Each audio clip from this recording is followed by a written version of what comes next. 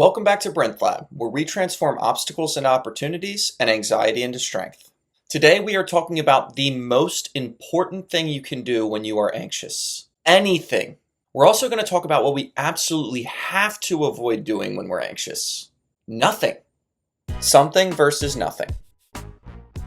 Okay, gang, so what I mean by this is fear does not tend to be a motivating emotion. It tends to be something that makes you want to sit around and do nothing. But that's exactly the opposite of what you need to do. If you are at the point in your life where you are anxious so often that you've started to consider yourself an anxious person, then you need to understand that the way to get out of that is to be a non-anxious person. Can I just stop you right there for a second? When people do this, I don't really know what that means. So, for the most part, whatever your anxiety is telling you to do, you need to do the opposite. So if your anxiety is telling you to not go to that party, you should go. If your anxiety is telling you to not go to work today, you should go to work. If your anxiety is telling you not to go to the gym, you should go. If it's telling you to stay inside, go outside. If it's telling you to not wear that hat because you look goofy, wear the hat. If it's telling you not to take a risk, maybe consider taking that risk. Gang, our fear or anxiety is a biological reaction that's supposed to help us avoid potential danger. But if there is no danger, then it's lying to us. So if someone is lying to you, and you know for a fact that they are lying to you, what do? You don't listen. So the question becomes, why do you listen to your anxiety? Well, to some degree, you must think that it's telling you the truth. A big part of overcoming anxiety versus just managing it is realizing that your anxiety is lying to you. And once you brand your anxiety as a liar, you won't listen to it as much. He's a liar. A liar? When you don't listen to it as much, you do things that go against what it is telling you to do. When you act and behave like someone that is going against their anxiety, you start to become a non-anxious person again. We've talked about this so many times in past videos, but I want to go back to a sentiment by Dr. Joe Dispenza. When you analyze yourself or your life within a disturbing emotion, you drive your brain further out of balance. In a sense, you are thinking in the past because an emotion is a record of the past. The solution could never be there. This means that when we're caught in an anxious state, trying to think our way out only reinforces the habit. Instead, we need to change our emotional state to see the situation from a higher level of consciousness.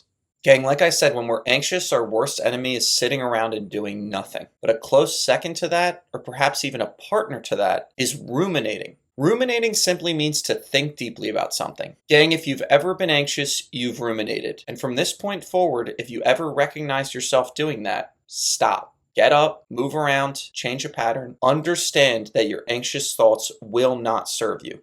Fake it till you make it.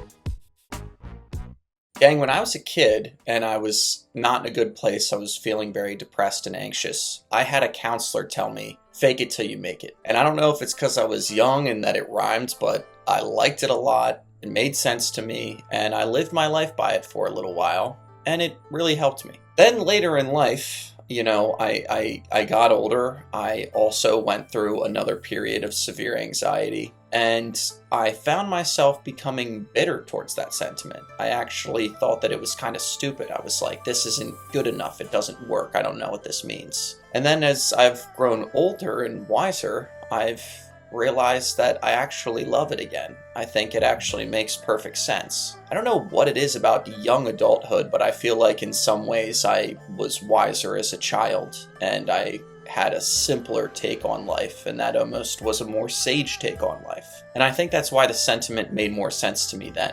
But here I am passing that same advice on to you. If you're not in a good place, if you're not feeling well, fake it till you make it. It is sort of self-explanatory. If you're feeling like an anxious person, if your life is filled with anxiety, well, continuing to act like an anxious person and do the same things that an anxious person does is certainly not going to help you. It's going to keep you in this same pattern of anxiety. So fake it till you make it. Imagine what a non-anxious version of yourself would do, what they would say, how they would walk, how they would talk, and do those things. I'm not saying that it's going to magically bring you out of your anxiety, but it will kick off this process of reprogramming your mind to be a non-anxious person.